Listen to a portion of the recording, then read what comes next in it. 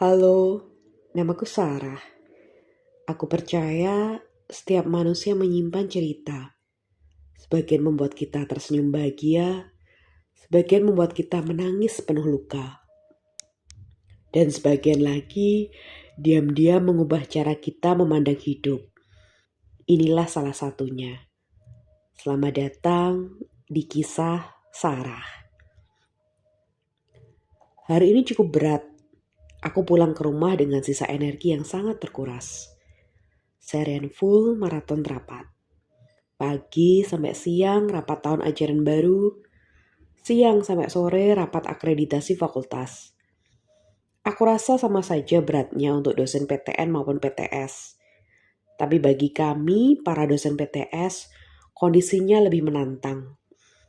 PTS hampir selalu jadi plan B, di mana itu artinya harus mengeluarkan berbagai strategi merekrut mahasiswa baru. Sehingga akreditasi menjadi sangat penting bagi fakultas kami. Alhamdulillah, aku menikmati dan mensyukuri hari-hari perjuangan kami. Karena rugi sekali kalau perjuangan, keringat, lelah, cuma dapat capeknya aja tanpa menikmati pekerjaan. Aku menaruh tasku, mengambil cangkir, menuang coklat bubuk saset favoritku, memencet air panas dari dispenser dan mengaduk pelan coklat panasku.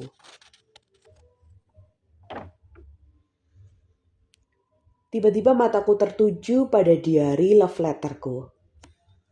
Diary berisi surat-surat cintaku untuk Mas Ardian. Cinta 9 tahunku yang begitu dalam.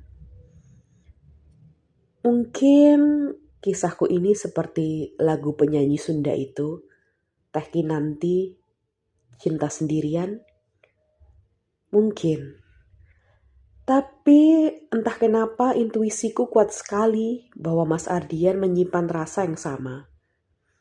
Perbedaan agamalah yang menjadi benteng tinggi yang gak akan membawa kisah ini kemana-mana.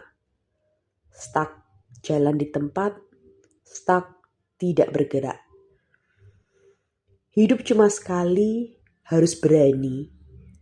Lebih baik ditolak tapi memberi kepastian daripada menanti sesuatu yang penuh ketidakjelasan. Tapi nyaliku tidak sekuat itu. Sisi maskulinku sangat tipis dibandingkan sisi femininku yang lebih memilih memendam semuanya sendirian.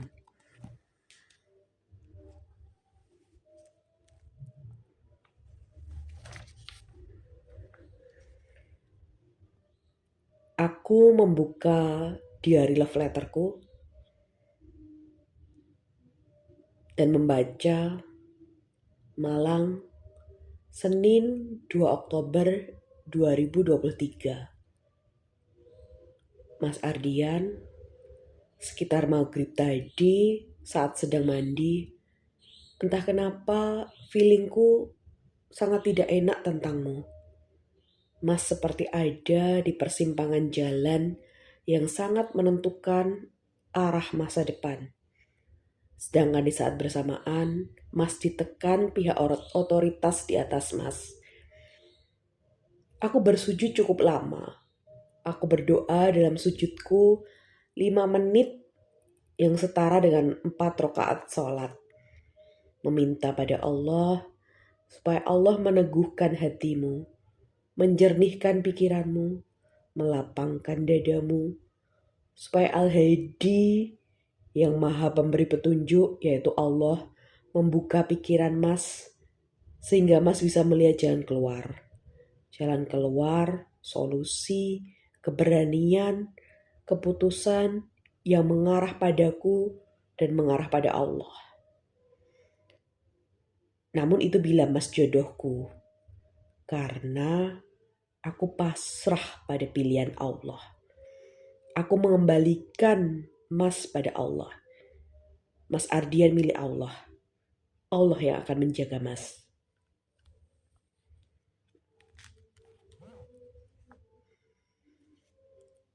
Madiun 31 Juli 2022. Bagaimana bila Mas Ardian gak mencintaiku? Bagaimana bila bukan aku yang Mas Ardian pilih? Bagaimana bila Mas Ardian gak mau mualaf? Bagaimana bila Mas Ardian menikah dengan orang lain? Jujur, aku belum siap menjawab pertanyaan-pertanyaan di atas. Dan belum siap pula bila pertanyaan-pertanyaan tersebut jadi kenyataan.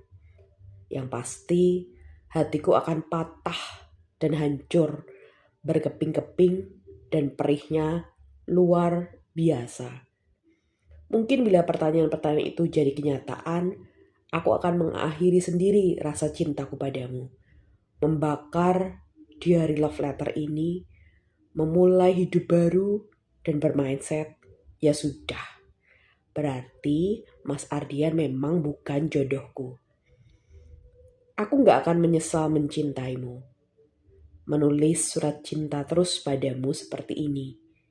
Karena aku yang memilihmu, memilih mencintaimu. Aku menaruh diary love letterku dan mengambil lembaran buletin bulanan dari Yayasan Kasih Yatim, tempat aku berinfak setiap minggunya. Menarik sekali tema buletin bulan ini. Judulnya Jodoh. Di mana aku membaca hal yang sangat membuka pikiranku dan membuka hatiku. Tidak ada dalil sahih yang mengatakan manusia bisa mengetahui isi Lauhul Mahfuz tentang jodohnya sebelum akad. Bahkan Rasulullah sendiri tidak mengajarkan mimpi pasti jodoh, feeling pasti jodoh, tanda alam pasti jodoh, kupu-kupu di perut pasti jodoh, hati tenang pasti jodoh. Dalil seperti itu tidak ada. Tapi apakah Allah bisa memberi isyarat? Bisa, namun statusnya bukan ilmu yang pasti. Contoh, mimpi yang baik, hati yang sangat mantap, kemudahan-kemudahan yang berulang, kecocokan yang terasa alami, perasaan nyaman saat istiqoroh. Semua itu bisa menjadi khorinah atau indikasi, bukan bukti mutlak. Karena setan juga bisa membuat orang merasa yakin pada sesuatu yang ternyata salah. Dalam Islam, jodoh baru diketahui setelah akad terjadi. Ini terdengar sederhana, tetapi sangat penting. Hari ini, A bisa menjadi calon, B bisa menjadi calon. Besok, A batal, B batal, lalu muncul C. Setelah akad dengan C, baru kita bisa berkata, ternyata inilah jodoh yang Allah pilih. Jadi jodoh dalam praktiknya sering baru terlihat jelas dari kaca spion kehidupan, bukan kaca depan. Tentang istiqoroh, banyak orang salah paham. Mereka mengira hasil istiqoroh harus berupa mimpi, suara gaib, petunjuk supranatural. Padahal mayoritas ulama tidak mengatakan demikian. Hasil istiqoroh yang paling sering adalah Allah memudahkan atau mempersulit jalan. Mataku menerawang ke atap kamar. Seandainya jodohku bukan Mas Ardian, apakah ia akan cemburu pada Mas Ardian? Seandainya jodohku bukan Mas Ardian, apakah ia kecewa dengan rasa yang kupupuk dan kusirami melalui menulis surat-surat ini? Aku rasa tidak seharusnya aku memendam rasa pada hubungan yang jauh dari realita. Terima kasih Kasih Yatim atas penyadarannya. Jangan sampai karena terlalu terpaku mencintai satu orang dengan memakai kacamata kuda, membuatmu menutup pintu jodohmu yang sesungguhnya. Sarah, ingat, jodoh itu dari kaca spion, bukan dari kaca depan.